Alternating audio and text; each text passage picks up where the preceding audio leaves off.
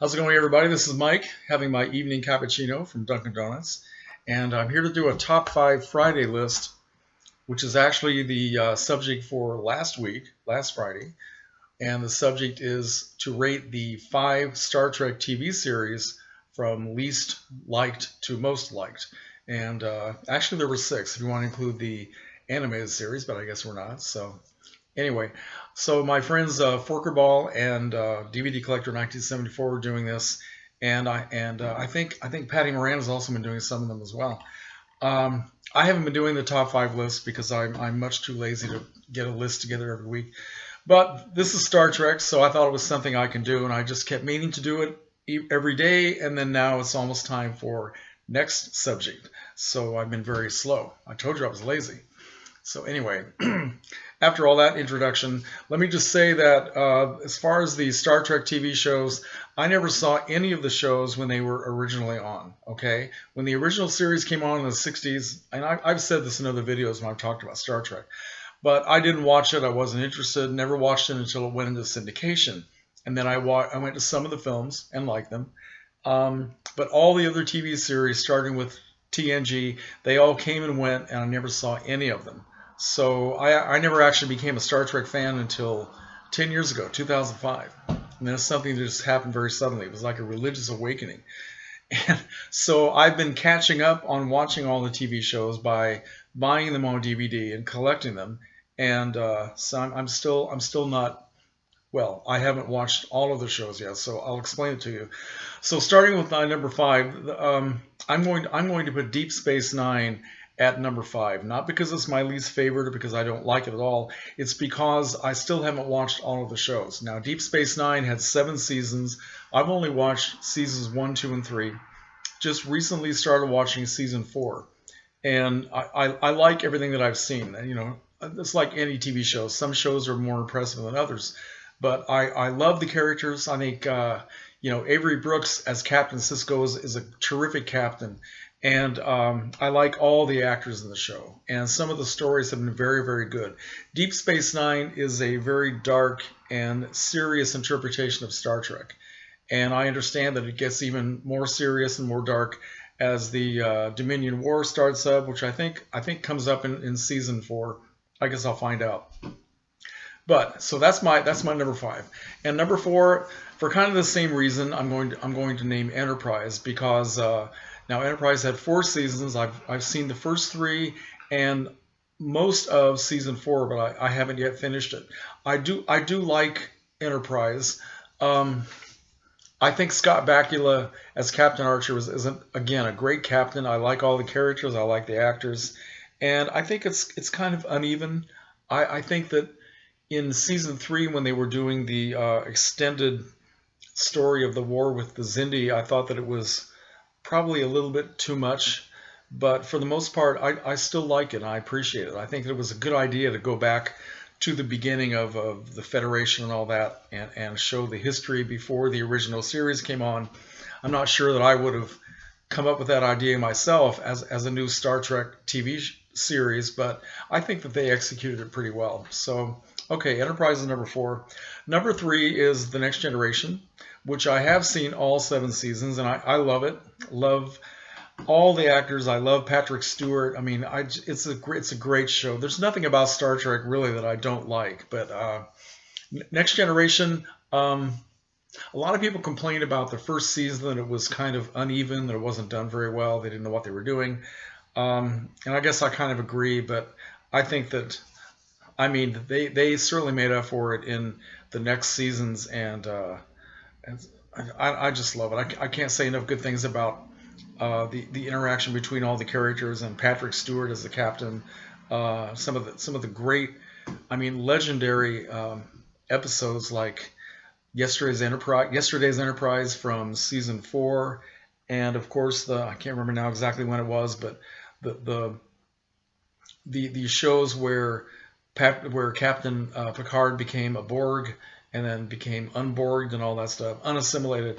I just it's a great show. So anyway, all right. So now up to the next one. I would have to say my second favorite is Voyager, which I watched when I started collecting all the Voyager series one by one. Bought a couple of them on eBay, and a couple of them I paid full price for because I just wanted to get them all.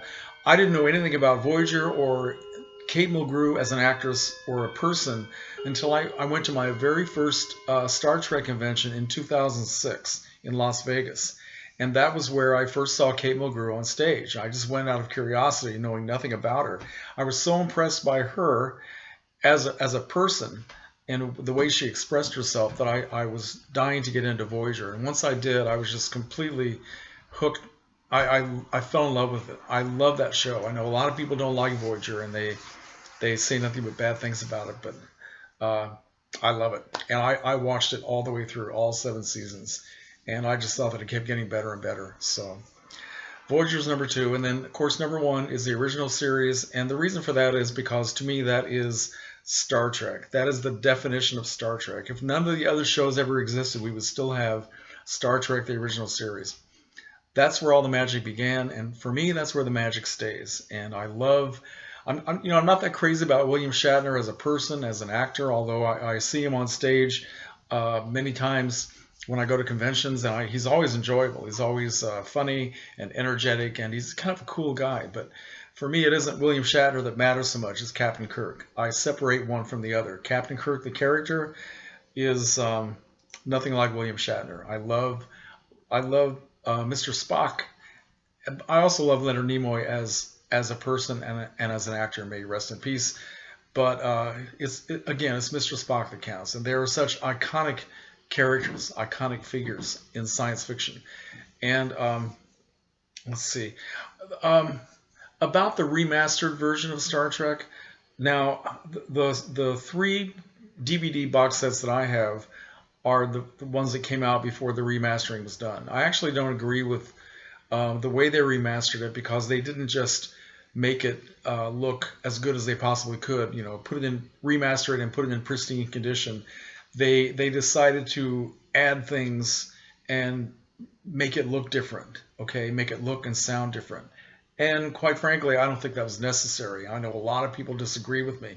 It's not that they didn't do a good job, and I think the people who wanted to alter Star Trek, the original series, did it out of love and respect and trying to make it look like it would if they had those kinds of special effects and if they had that kind of budget back in the 60s, which they did not. So in my opinion, they were taking a classic work of art and they were changing it in a way that I don't think was necessary.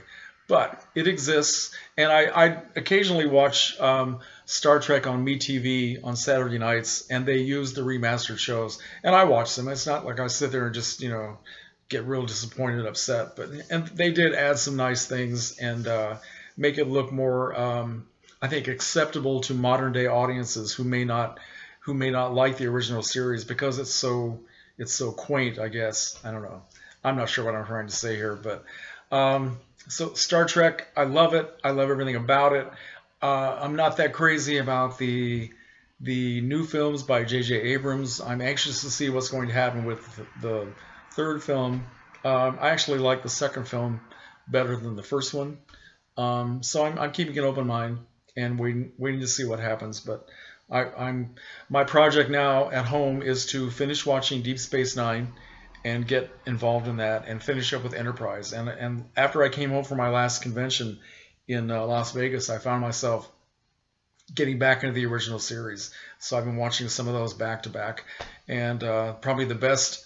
Well, a lot of people agree that the all-time best show from the original series is at the end of season 1, and that is The City on the Edge of Forever, with guest star Joan Collins, who's at the Las Vegas convention this year, and she was beautiful and really fun to listen to.